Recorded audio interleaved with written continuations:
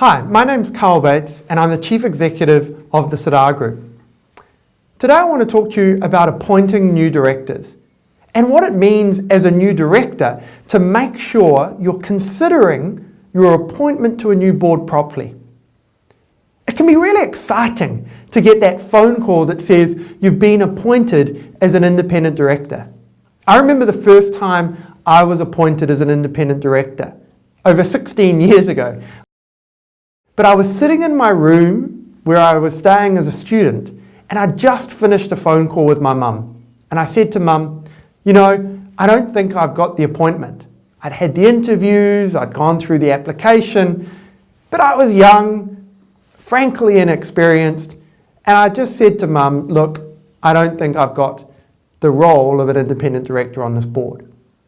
30 seconds later, the phone went.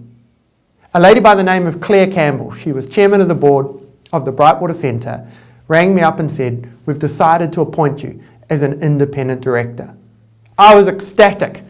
I was an 18-year-old, just appointed as an independent director on the board. But what did I know? What did I know really? Did I do due diligence? Did I look at the business and the board properly?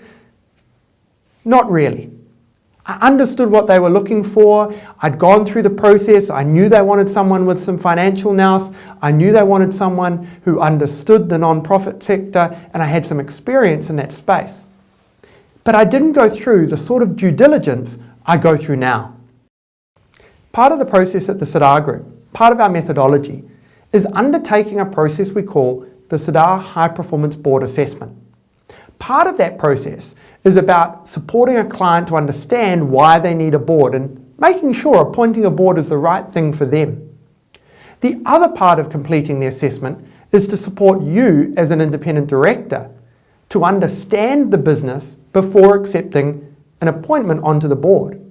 Understanding why they want a board in the first place, why they want independent directors. What are some of the issues the business is facing? Every business has issues, so we don't take that as a negative experience. We take that as understanding what type of director is required. And are you as an independent director going to add value to supporting those specific requirements of that company?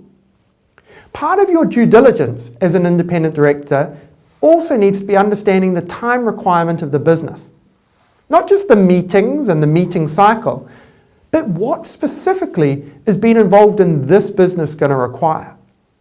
I sit on the board of a company based out of Durban with operations all over this part of South Africa. It requires a bit of travel. Every now and then I've got to go to a store opening. I go to the annual gala dinner. There are other activities required of me in that particular role as chairman of the board that aren't on the standard position description. And I wouldn't have understood them had I not asked the question. What is it you really want from me? Where is it you're going to want me to be involved? As an independent director being appointed to the board of a business, you also need to obviously understand, are they legally compliant? Are they current with tax issues?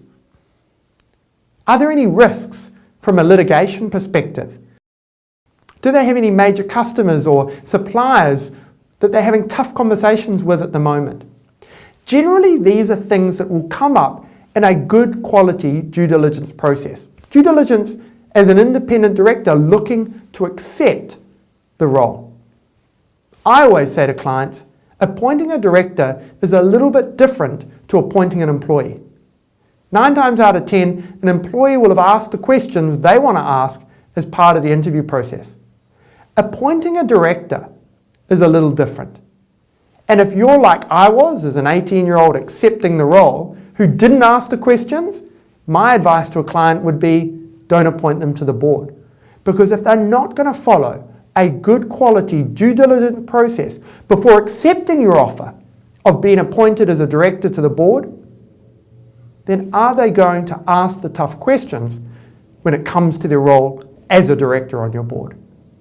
I hope that helped you in thinking about your role as a potential appointee to the board of a business.